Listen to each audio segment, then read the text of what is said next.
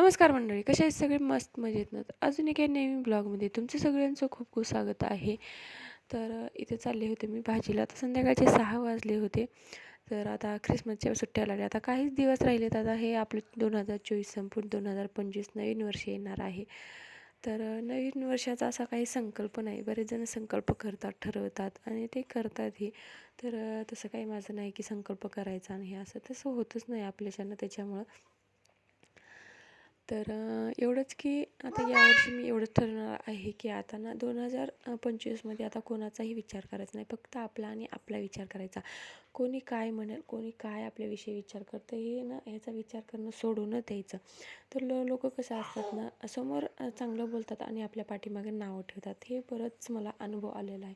त्याच्यामुळे 2025मध्ये मी ठरवलं आहे की लोकांचा विचार करायचा नाही.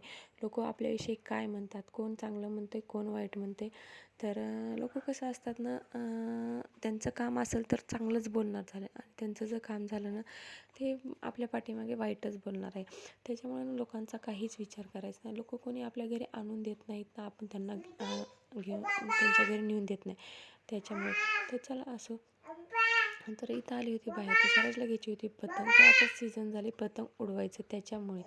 तर इथं हिरवीगार मस्त अशी भाज्या होत्या, तर भाज्या घेतल्या आणि फुलं घेतले. तर मी काय करते ना, एकदाच म्हणजे 5-6 दिवसाची फुलं घेऊन जाते आणि मग 5-6 दिवस जातात. तर फुलं घेतले आणि इथं आपल्या ना गावाकडे जशी बोरं असतात तसे बोरं दिसले मला आणि कसं तर मग आवरला नाही आणि मग पटकन अशी ही बोरं घेतली.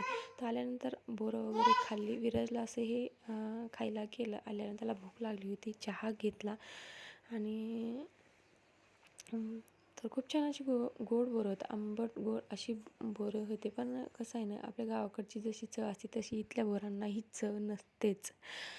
तर बोरं वगैरे खाल्ली, चहा घेतला आणि आता आहे संध्याकाळच्या स्वयंपाकाची तयारी. तर संध्याकाळचा स्वयंपाक बनवणार होते मी हे धपाटे. तर आमच्या इथं सारखंच धपाटे बनवतात. तर धपाटे बनवून मस्तपैकी असं हे जेवण केलं मी. हिरवी मिरची, कोथिंबीर, लाल भोपळा, गव्हाचं पीठ, ज्वारीचं पीठ बस एवढंच टाकलं.